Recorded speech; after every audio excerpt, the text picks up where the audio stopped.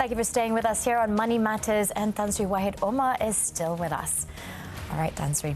So most ASEAN countries are currently trading near their lows for the year against the surging dollar, including, unfortunately, the ringgit leading the decline this year. I mean, within the greater region, we are just behind the yen.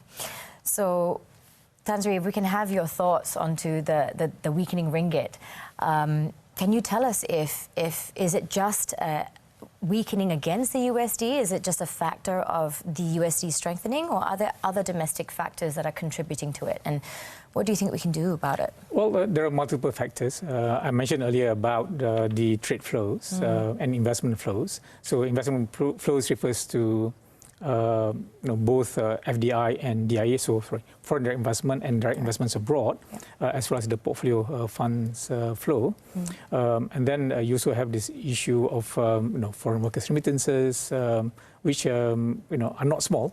So they can be from 26 billion to 31 billion ringgit per annum too.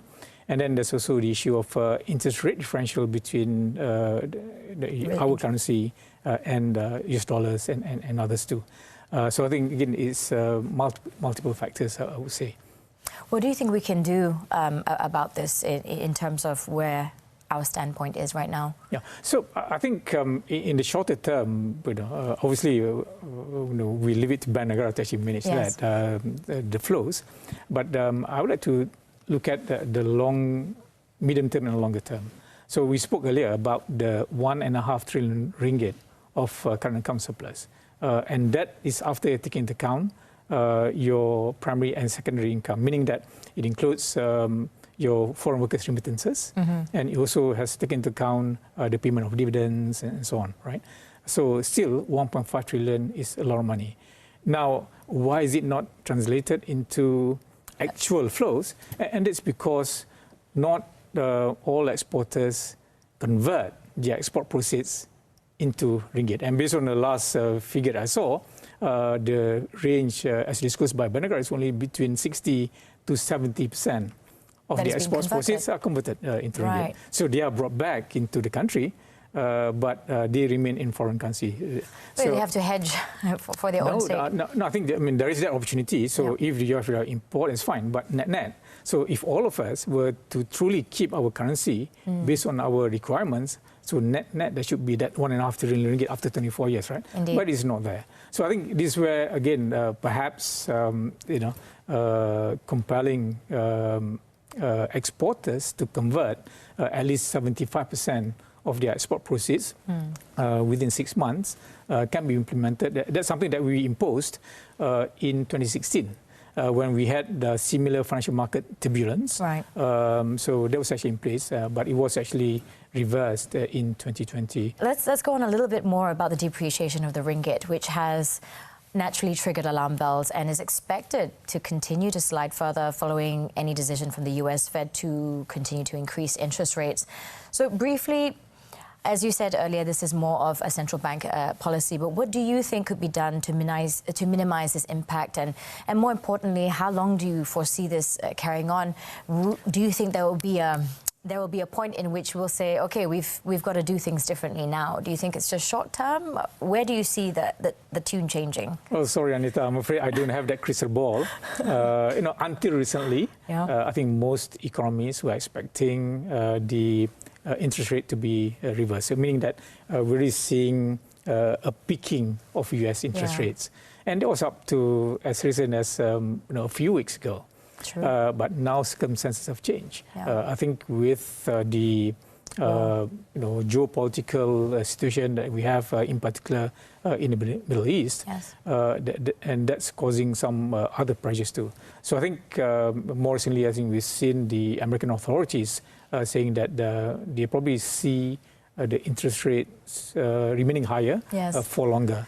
And that's, my view, is actually not good for the global economy. Because, as you know, high interest rates tend to cause contraction in some economies.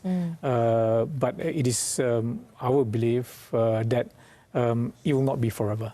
So I think there'll come a time when, as the economy slows down, demand starts to come down, then they'll start be looking at reducing interest rates too.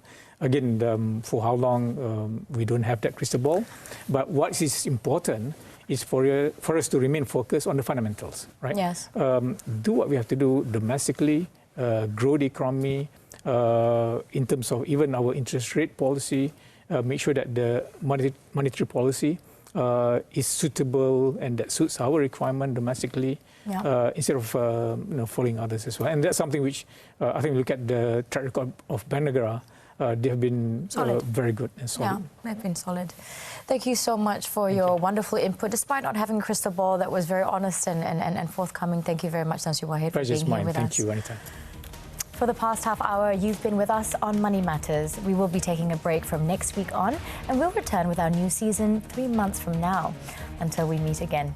If you missed the earlier part of this episode, you can also catch up on Tonton. I'm Anita Woo. Thank you for watching and have a good weekend ahead.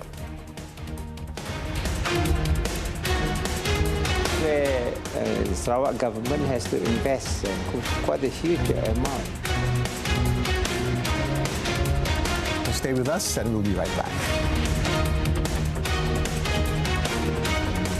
It's about putting our views forth and it's about speaking up for the industry.